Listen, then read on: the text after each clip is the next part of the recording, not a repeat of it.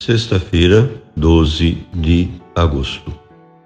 Meu querido irmão, minha querida irmã, estamos entrando na sua vida e muito gostaríamos de entrar no seu coração para aí semear a palavra de Deus, que é sempre a grande orientação para a nossa vida. Nesta sexta-feira da 19ª semana do Tempo Comum, a liturgia nos apresenta o Evangelho de São Mateus, capítulo 19, versículos de 3 a 12. Naquele tempo, alguns fariseus aproximaram-se de Jesus e perguntaram para o tentar: é permitido ao homem despedir sua esposa por qualquer motivo? Jesus respondeu: nunca leste que o Criador, desde o início, os fez homem e mulher? E disse: por isso o homem deixará pai e mãe e se unirá à sua mulher, e os dois serão uma só carne. De modo que eles já não são dois, mas uma só carne. Portanto, o que Deus uniu, o homem não separe. Os fariseus perguntaram: então, como é que Moisés mandou dar certidão de divórcio e despedir a mulher? Jesus respondeu: Moisés permitiu despedir a mulher por causa da dureza do vosso coração, mas não foi assim desde o início. Por isso eu vos digo: quem despedir sua mulher, a não ser em caso de união ilegítima, e se casar com outra, comete adultério. Os discípulos disseram a Jesus: se a situação do homem com a mulher é assim, não vale a pena casar-se. Jesus respondeu: nem todos são capazes de entender isso, a não ser aqueles a quem é concedido. Com efeito, existem homens incapazes para o casamento porque nasceram assim. Outros porque os homens assim os fizeram. Outros ainda se fizeram incapazes por causa do reino dos céus. Quem puder entender, entenda.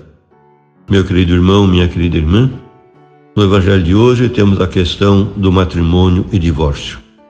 Aproximaram-se de Jesus alguns fariseus e perguntaram para o tentar: é lícito alguém repudiar sua mulher por qualquer motivo? Mateus é mais exato na apresentação da questão do que Marcos, ao centrar a pergunta dos fariseus não sobre a licitude do divórcio, algo que todos davam por admitido com base no Deuteronômio 24, de 1 a 4, mas sobre os motivos do mesmo. Era um ponto discutido nas escolas rabínicas de então, inclinando-se o rabino Hillel pelo laxismo, qualquer causa, e Shammai pelo rigorismo, só por adultério.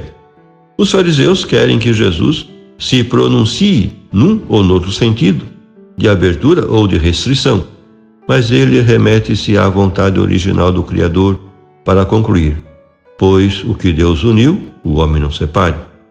Sem rodeios, com a sua autoridade, estava anulando a concessão divorcista da lei mosaica à teimosia dos judeus, melhor diríamos, à sua mediocridade moral.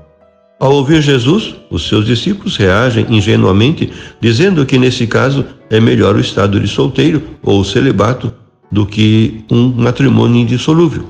Mas ele disse-lhes: nem todos podem compreender isso, só os que receberam esse dom. Há os que se fazem incapazes para o matrimônio por causa do reino de Deus. Faça-o quem puder. Segundo Jesus, a unidade estável do casal nasce da própria natureza e instituição do matrimônio, e não como uma lei exterior ao mesmo. A indissolubilidade parece ser escândalo para alguns perante a norma corrente de conduta, isto é, a permissividade legal do divórcio. Uma lei de divórcio é útil para regular civilmente situações, limite de rupturas, mas o crente sabe que essa lei não é para ele. Tal como em outras exigências do Evangelho, bem-aventuranças, antíteses do discurso da montanha, não violência, perdão sem limites nem condições, amor ao inimigo. Há casos em que a fidelidade matrimonial por toda a vida supõe uma certa dose de amor heróico. Por exemplo, em casos de doença ou invalidez irreversível. Mas Deus ajuda com sua graça a nossa debilidade, como diz a experiência. Por fim, rezemos. Obrigado, Pai, porque Cristo devolveu à sua fonte original o amor humano, o matrimônio e a família, livrando-os do peso do egoísmo que os degrada e dignificando a figura da mulher.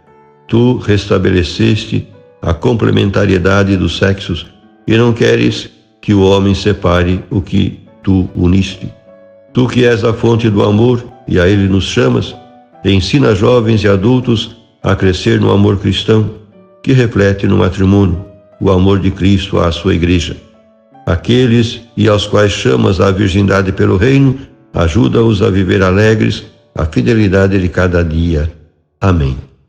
E a você, meu querido irmão, minha querida irmã, que me acompanhou neste encontro com a palavra de Deus, desça sobre ti a bênção de Deus Todo-Poderoso, Pai e Filho e Espírito Santo. Amém.